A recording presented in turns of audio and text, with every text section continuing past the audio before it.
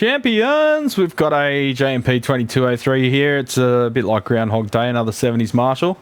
This one's coming with blowing HT fuses, and the customer inquired about some cosmetic work. He ended up declining that, so we're going to leave it as is, but I forgot to note that, and I accidentally ordered 2 meters of Elephant Tolex, genuine Marshall stuff, so that's alright, I'll use it eventually. It can be hard to keep track of all the details of a job sometimes, and it can be hard to keep track of all the different platforms and messages and details of a job. You got Facebook, email, Instagram, some people use WhatsApp, SMS, God forbid, verbal confirmations, because they may as well not exist with my memory. I normally have a notebook with me at all times, and I jot this stuff down, and then I just double check everything at the end of the day. But it's been really hectic around here, so some of that stuff's gone on the back burner a little bit. Hopefully I can get back on top of it all soon. So anyway, well, let's crack this thing open and have a look. We'll just do an external inspection first. You know, the usual deal, champions. And a few little marks there where someone's mark their favourite settings, but we'll see if we can clean that off without affecting the writing. Looks like it has worn through the bare aluminium in a few spots, so not much we can do about that. And it's had a new set of silver knobs there. I personally think a Marshall looks best when it's a bit bashed up. They look a bit funny when they're all schmicko, like they've never seen any action. Got a nice bit of gaff tape residue there, adds to the rock and roll appeal. Quick look at the back. We've got a couple of cup washers missing, par for the course really, champions, and some pretty reamed out screws, but no extra holes, which is actually pretty rare these days. And it's got the good output selector, that's the type you want, and it's got the main selector there, which will disconnect if it hasn't been already, and hardwire it to 240. What a lot of people do is they just undo the 240 and wire it to the common on the back of the plug, but that means that those little contact holes there are still live, so if a guitar string or something pokes into it, you'll be exposed to the mains, which isn't good. You've got an IEC there, which is handy, you don't have to worry about that. And that mains fuse, the one on the left there, looks like that has copped a bit of damage on the fuse insert there, so we'll have to have a look at that and replace if required. Alright, so we've got original dailies in there. It's amazing how long those things last for, but as I always say, they don't last forever. All electrolyte caps will eventually dry out, unless they're tantalum, but that's a different case. Anyway, just preparing for the pedants in the comments. Alright, so we've got a quad of tongue soles. Those two look alright, but these two do not. So it looks like, I reckon we've lost bias to one side. The other thing that could have happened is one of those valves went short and fed the high voltage into the grid of its neighbouring valve, or tube as you crazy seppos call it. So those two are cooked. You can see the metallization on the glass there, and it's literally the anode getting so hot that it's evaporating the metal and condensing on the glass, which is kind of dramatic, but kind of cool. Alright, looks like we've got all the original iron there. I'm going to call it iron. Some people get annoyed by that. We've got all the original power transformer, output transformer, and choke, if you want to be technical. What have we got on the valve, on the preamps? They all look similar. Tongue sole. Leave that out for a moment and just check the valve sockets. Sorry about my pasty hand. It's hard to get the exposure right inside the cab as well as my hand. Tongue sole, and do we have a trio? Yes, we do. 3 tongue soles. And as we can see, and as we saw on the previous Marshall, there's no valve retainers. You've got the holes there, but they never used them. So it's interesting. I wonder when they started putting them on. Alright, so a quick look at the valve sockets. They're looking all pretty clean and good. No residue on there. No grossness. Grossness, is that a word? Probably not. Grossivity? I don't know. No obvious evidence of flyback damage or anything. Curiously numbered sockets. I don't get these techs that label and draw on the chassis for their own notes. Keep a notebook, bro. What did we just talk about? Is your object permanent so bad that you can't write notes on an amp in a book? You got to write it on the amp itself. God damn. Alright, so checking out the busted ass mains fuse. Oh, you can see someone's actually put tape over the main selector. Now we're looking at it from this angle. You can see the discoloration there, or lack thereof. So someone knows it's a problem, but the tape's long gone. And funky fuse, 2 amp, and it actually says it in paper in there. So nice little bit of paper to catch fire when the fuse blows.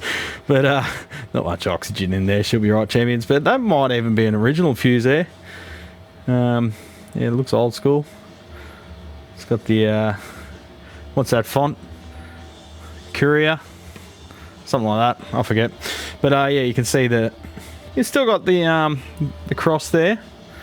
But I don't know how something gets that bad when it's recessed into the outside. Maybe someone tried to open it with a key or something in the past. But she's still intact. There's no indication as to whether that's a fast or a slow blow though. Now, HT fuse. Come on, champion. I like the newer ones because they put a little groove there so you can get your nail in it and get your groove on. Whereas the old school ones don't. Come on. So it looks like that one's been replaced. Actually, that's probably one of mine from when I tested it.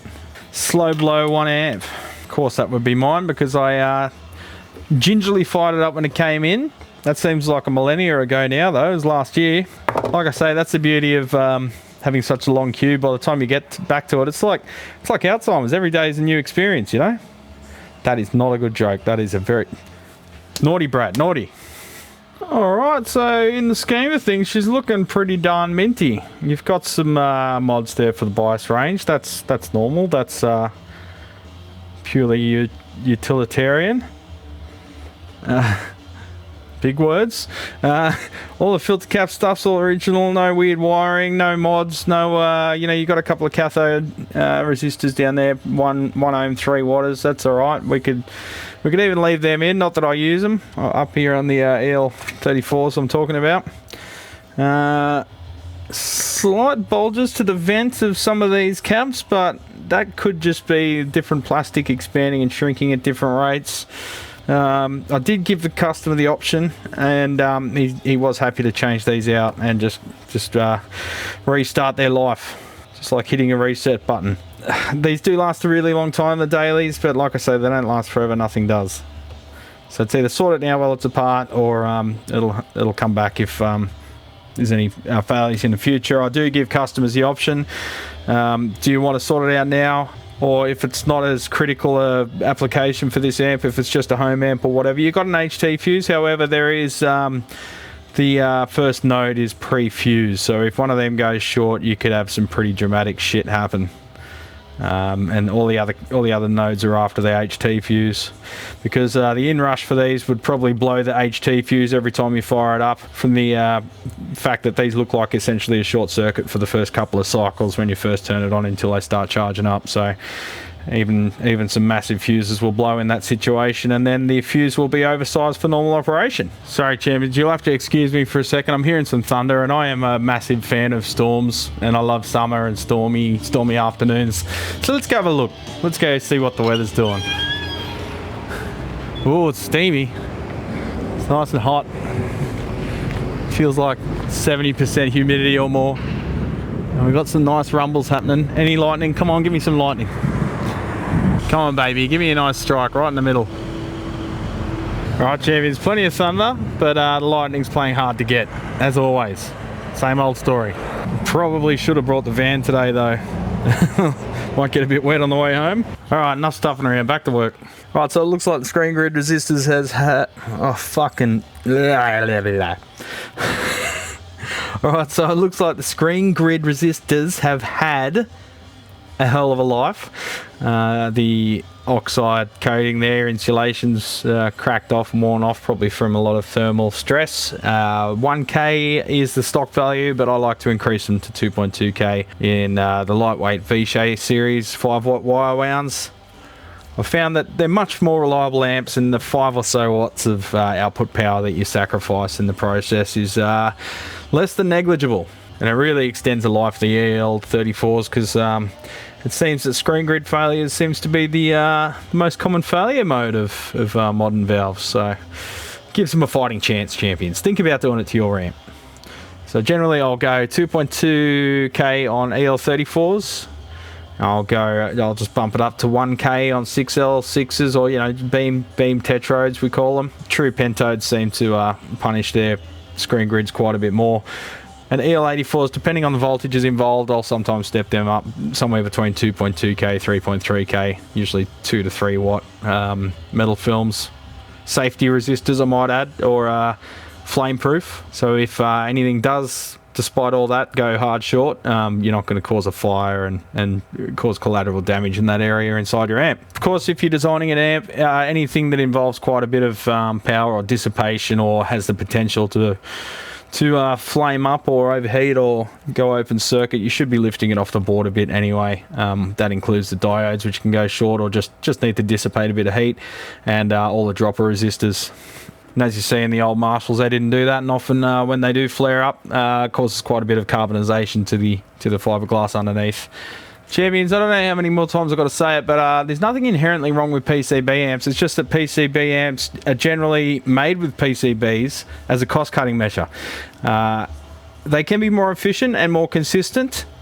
They can also be very high quality, but usually the reason that the companies are using PCBs is to keep the cost down. And that same philosophy goes to the PCB design as well as the materials themselves. So they cut corners like single-sided board, thin fiberglass, thin copper, narrow traces. Not that that's a cost thing, but it's just the design. Tiny little pads around the components. There's no need for that. It doesn't save money. It's just a design incompetence thing.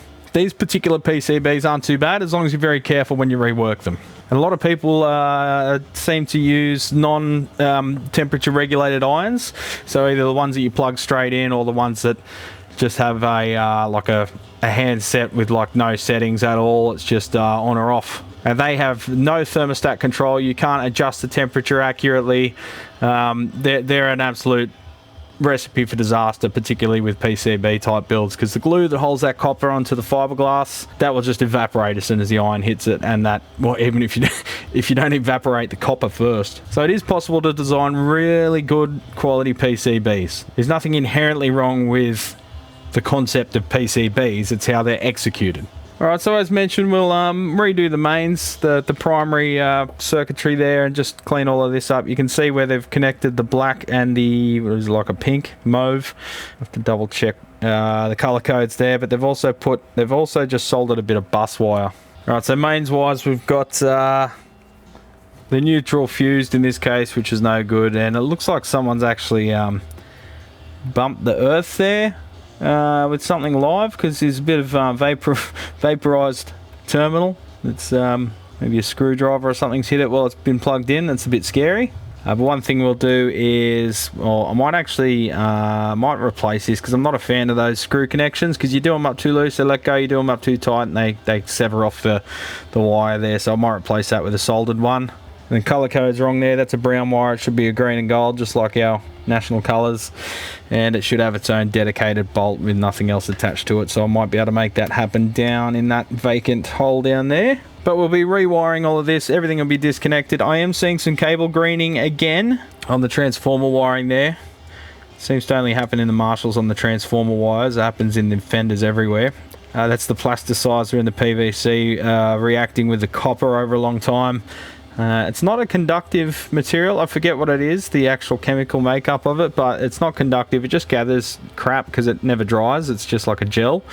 And then the crap on the surface of it starts to conduct over time. So it's a good idea to get rid of that if you can. Unfortunately, because it happens in the cable, it ends like no matter where you cut it, it tends to reoccur. So what I do is I cut it and I just give the end a good wash with isopropyl. It does dissolve in isopropyl, so I use that, and then I'll fold the lid over and heat shrink it. Doesn't seem to happen on the output transformers, only on the power transformers of these 70s Marshalls. Now the other thing we will do is just improve the ground scheme a bit. Instead of all this just locally grounded stuff, higgledy-piggledy everywhere, wherever it's nearest bolt, they ground it. Plus all the nodes are grounded via just a bolt that's used to hold the capacitor in place on the bracket. I'd like to see dedicated grounding points that don't have any other hardware attached to them. You don't want anything mechanically moving and then losing a ground as a result, particularly not your safety earth. I remember now, when I was diagnosing this when it first came in, the ground bolt on the preamp ground node was letting go with massive increases in noise and crosstalk and oscillation. And just flexing the chassis was enough to trigger it, and then I found that the bolt was loose. So there you go, case in point, champions. That was an example of what I was just saying, where you shouldn't have any hardware that you're using for a grounding point being also used to secure anything to the chassis. So champions, I'm just going to get snipping. Like I say, you've seen this a million times before, and I'll just show you when I'm done. Just as a refresher on primarily on the grounding techniques, and then I'll show you the results when I'm done, primarily just on the grounding techniques as well as the mains wiring. Everything else in this is pretty good as it is.